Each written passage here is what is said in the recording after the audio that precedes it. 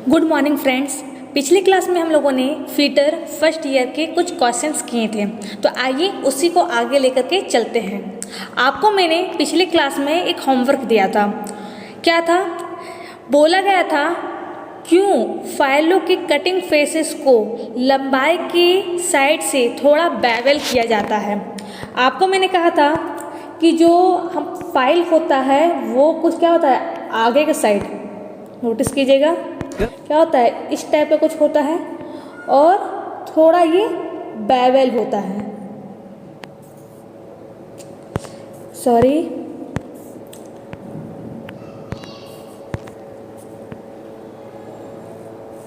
कुछ इस टाइप का होता है, ठीक है। आगे से क्या होता है, थोड़ा बेवल होता है। तो ये क्यों होता है, ठीक है, यही पूछा गया है। ऑप्शंस देख लीजिए। फर्स्ट ऑप्शन है वर्कपीस पर उचित पकड़ प्राप्त करें। सेकेंड ऑप्शन फ्लैट सतहों की फाइलिंग आसान करने के लिए। थर्ड ऑप्शन फाइल फेस और वर्कपीस के बीच क्लीयरेंस प्रदान करने के लिए। फोर्थ फाइलिंग करते समय वर्कपीस पर अधिक दबाव सुनिश्चित करें। तो देखिए, ये जो बेवल होता है ना, ये इसीलिए होता है जब कोई फ्लैट सरफेस होती है उसकी फाइलिंग आसान हो, उसके लिए क्या करते हैं, उसके लिए क्या होता है, फाइल का जो अंतिम सिरा होता है थोड़ा बेवल होता है। तो राइट आंसर क्या होगा? Right answer is D, flat सतहों की फाइलिंग आसान करने के लिए। तो ये था आपका होमवर्क का प्रश्न, ठीक है। अब आइए आज की क्लास की बात करते हैं कि आज की क्लास में हमें क्या पढ़ना है। बोला गया है ब्लेड की किस पिच का उपयोग कांस्य, पीतल और कास्ट आयरन काटने के लिए किया जाता है। तो ध्यान दीजिएगा। देखिए, पहले जान लेते हैं कि पिच होता क्या है, ठीक है। पहले ये जान लेते हैं, ये जो ब्लेड होता है ना, कुछ इस टाइप का ब्लेड होता है। आप हेक्सा ब्लेड ऐसे है क्या? आपने घर पर आरी देखी होगी, ठीक है। आरी जो होती है उसे टेक्निकल लाइन में और इंग्लिश में हेक्सा ब्लेड कहा जाता है। हेक्सा ब्लेड कुछ इस टाइप का होता है, ठीक है, कुछ इस टाइप का हेक्सा ब्लेड होता है। ध्यान दीजिएगा, ये जो कटी है ना, इसी ही टीथ कहा जाता है, यानी क्या, ये ब्लेड की दांत है, ठीक है। अब ध्यान दीजिए कि ये तो बात हो गई ब्लेड के बारे में। अब जानते कि पिच क्या होता है। क्या पिच क्या होता है? पिच का मतलब होता है 1 सेंटीमीटर में कटे दांतों की संख्या। ये आपका 1 सेंटीमीटर कितना है? 1 सेंटीमीटर है, उसमें कटे दांतों की संख्या को ही पिच कहते हैं। मान लीजिए कि 1 सेंटीमीटर है और इसमें 8 दांत कटे। कितने कटे हैं? 8 दांत कटे हैं। तो इसको बोलते हैं रफ कोर्स पिच बोलते हैं। क्या बोलते हैं? कोर्स पिच, ठीक है। तो जान ले, आपको आइडिया हो गया होगा कि पिच क्या है। क्या है?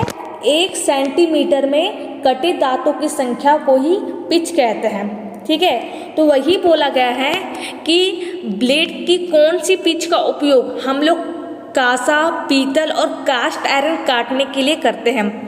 तो फ्रेंड्स याद रखिएगा, जो कास्ट आयरन होता है ना वो स्ट्रॉन्ग होता है, ठीक है। उसे काटने के लिए हमें ज़्यादा स्ट्रेंथ की ज़रूरत पड़ती है, इसीलिए हम 1.80 मिलीमीटर, कितना, 1.80 मिलीमीटर वाले पिच का इस्तेमाल करते हैं ब्रोंज, ब्रास और कास्ट आयरन को काटने के लिए, ठीक है फ्रेंड्स। तो राइट आंसर इज डी। अगला है, यदि छेनी का क्लीयरेंस कोण यानी कि क्लीयरेंस एंगल बहुत अधिक है तो क्या होगा। देखिए, ये बार बार पूछा जा रहा है तो आपको इसे ध्यान में रखना होगा। आपको मैंने पिछली क्लास में बताया था कि ये मान लीजिए आपका वर्कपीस है, क्या है, ये आपका जॉब है, ठीक है, और ये क्या है, आपका छेनी है यानी कि चीजल है।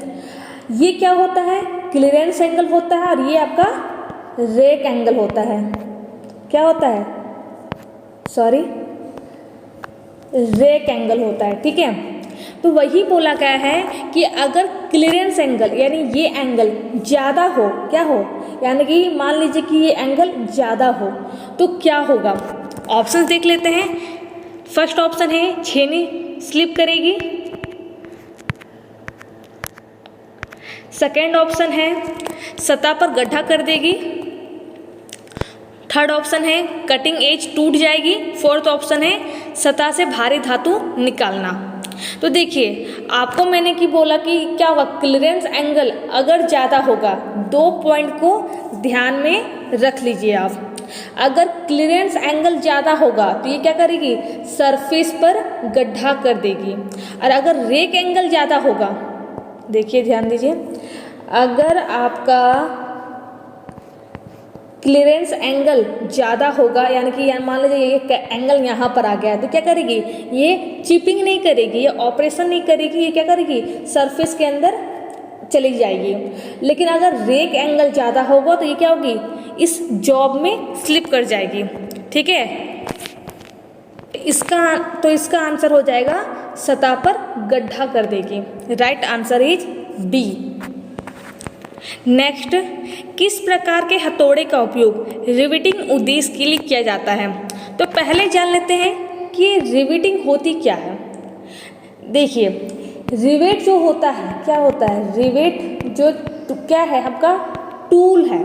क्या है, टूल है, यानी कि इसके द्वारा हम किसी 2 ऑब्जेक्ट को आपस में जोड़ सकते हैं। ठीक है, और रिवेट के द्वारा जो हम लोग प्रोसेस करते हैं, जो काम करते हैं, उस प्रोसेस को रिवेटिंग कहा जाता है। क्या कहा जाता है, रिवेटिंग कहा जाता है।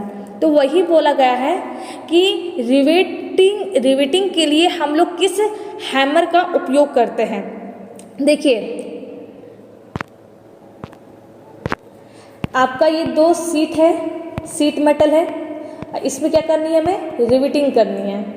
तो देखिए जो रिवेट होता है ना, इसका कुछ इस तरह का आकार होता है, इस तरह का आकार होता है। ठीक है, इसका ये सिरा तो गोल होता है, लेकिन दूसरा सिरा क्या होता है, ये थोड़ा टेपर होता है।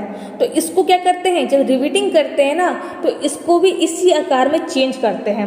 तो इस टेल को देखिए, इसे हेड कहा जाता है, इसे बॉडी कही जाती है, और इसे टेल कहा जाता है। तो इसी टेल वाले पार्ट को गोल बनाने के लिए, सेमी सर्कुलर बनाने के लिए हम लोग बॉल पिन हैमर का यूज करते हैं। किसका करते हैं, बॉल पिन हैमर का। तो याद रखिएगा कि हम लोग हमेशा किसका उपयोग करते हैं, रिवेटिंग उद्देश्य के लिए हम लोग बॉल पिन हैमर का उपयोग करते हैं। Right answer is B. Next बोला गया है, ड्रिलिंग ऑपरेशन में काटने की गति यानी कि कटिंग स्पीड की इकाई क्या है? आपसे कटिंग स्पीड की यूनिट पूछी गई है, किसकी, ड्रिलिंग ऑपरेशन में। ठीक है, तो देखिए कटिंग स्पीड का एक फॉर्मूला होता है। फॉर्मूला क्या है, कटिंग स्पीड बराबर डिस्टेंस, शॉर्ट में लिख रही हूँ, distance along the work piece upon time. D for distance, A for along, T for the और W for work piece upon time. ठीक है, तो देखिए जाहिर सी बात है, आप उतना ध्यान मत दीजिए, बस डिस्टेंस पर ध्यान दीजिए। आपको पता होगा कि डिस्टेंस को मापने के लिए, यानी कि दूरी की जो इकाई होती क्या होती है, मीटर होती है ना। दूरी की जो इकाई होती है मीटर होती है, और टाइम की क्या होती है, मिनट होती है। ठीक है,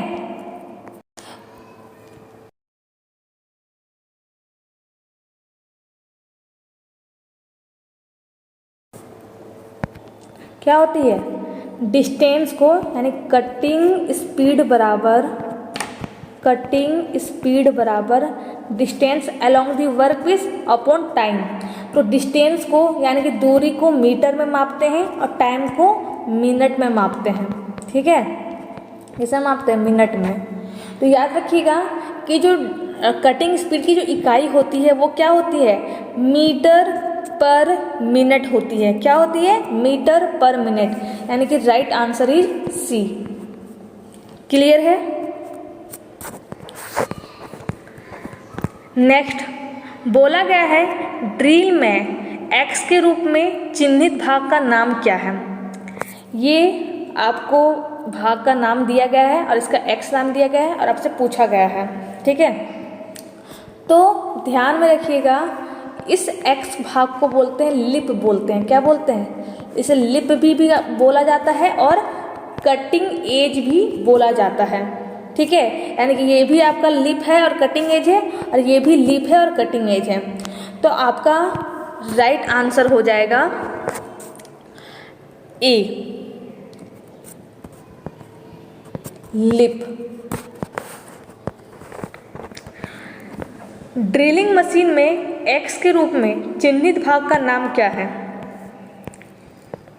देखिए, आपको एक ड्रिल मशीन का फिगर दे दिया गया है, ठीक है, और इसका ये जो एक्स भाग है ना, इसके बारे में आपसे पूछा गया है। ऑप्शन देख लेते हैं। फर्स्ट ऑप्शन है ड्रिल चक, सेकेंड ऑप्शन है फीड हैंडल, थर्ड ऑप्शन है ड्राइविंग मोटर, फोर्थ ऑप्शन है डेप्थ गेज एंड स्टॉप। तो पहले देख लेते कि ये ड्रिल मशीन में कौन कौन से पार्ट्स होते हैं। देखिए, इसे कहते हैं मोटर। क्या कहते हैं? मोटर। इसे कहा जाता है बेस, इसे कहते हैं पीलर, ठीक है, इसे कहते हैं हैंडल, और ये जो एक्स भाग है ना, इसे कहा जाता है चक, ठीक है, और चक के ऊपर आपका होता है स्पिंडल। क्या होता है? स्पिंडल होता है। तो याद रखिएगा कि ड्रिल मशीन के कौन कौन से पार्ट्स कहाँ कहाँ होते हैं। तो आपका आंसर हो जाएगा drill chuck. Right answer is a. Clear है फ्रेंड्स? नेक्स्ट की बात करते हैं। बोला गया है, एक सेकेंड, बोला गया है कि थ्रेड का माइनर व्यास क्या है। ठीक है, देखिए, पहले जान लेते हैं कि थ्रेड क्या होता है। थ्रेड कुछ इस टाइप के होते हैं ना, कुछ इस टाइप के थ्रेड होते हैं।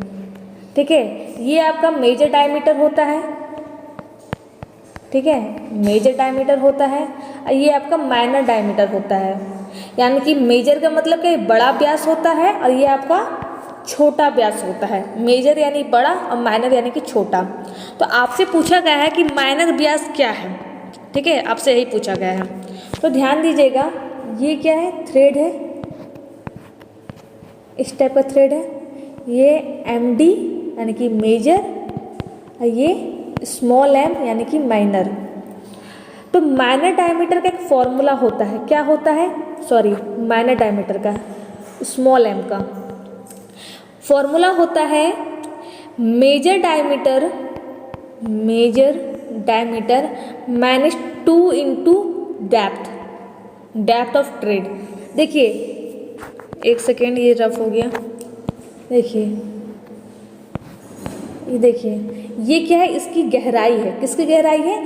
थ्रेड की गहराई है। ठीक है, तो आप अगर नोटिस करते हैं तो ये मेजर डायमीटर में से यहाँ से लेकर के यहाँ तक में अगर इसकी गहराई को घटा दिया जाए, ध्यान दीजिएगा, ये क्या है? मेजर है, और ये क्या है? माइनर है।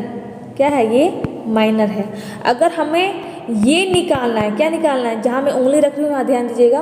अगर मुझे ये निकालना है तो अगर इसमें से अगर इसके गहराई को घटा दिया जाए, माइनस कर दिया जाए, तो आपका माइनर डायमीटर आ जाएगा। ठीक है, तो आई होप आपको समझ में आ गया होगा। तो आंसर क्या होगा? ऑप्शन देख लेते हैं। फर्स्ट ऑप्शन है minor diameter equal to major diameter -2 into pitch, गलत है। सेकेंड क्या है? Minor diameter equal to major diameter +2 into pitch, ये भी गलत है। थर्ड क्या है? Minor diameter equal to major diameter +2 into depth, ये भी गलत है। प्लस नहीं करना है, हमें क्या करना है? माइनस करना है। ठीक है, देखिए, राइट लास्ट वाला सही है, minor diameter equal to major diameter -2 into depth. तो आपका आंसर हो जाएगा डी। क्लियर हो गया है? अगर कोई दिक्कत आई होगी तो आप मुझे कमेंट कर सकते हैं। बोला गया कि एक्स के रूप में चिन्हित भाग का नाम क्या है। तो आपको मैंने बताया था प्रीवियस क्लासेस में कि ये फ्रेम होता है, ये एनविल होता है, ये स्पिंडल होता है, ये बैरल होता है, ये थिम्बल होता है, और इस पीछे वाले पार्ट को बोलते हैं रैचेट स्टॉप बोलते हैं। तो आपसे इसके बारे में पूछा गया है। तो क्या है? ये आपका थिम्बल है। थिम्बल कौन से नंबर में है? C नंबर में है। तो आपका राइट आंसर हो जाएगा C, थिम्बल। नेक्स्ट क्या है? हाँ, आपसे पूछा गया कि 50 से 75 मिलीमीटर के आउटसाइड माइक्रोमीटर की रीडिंग क्या है।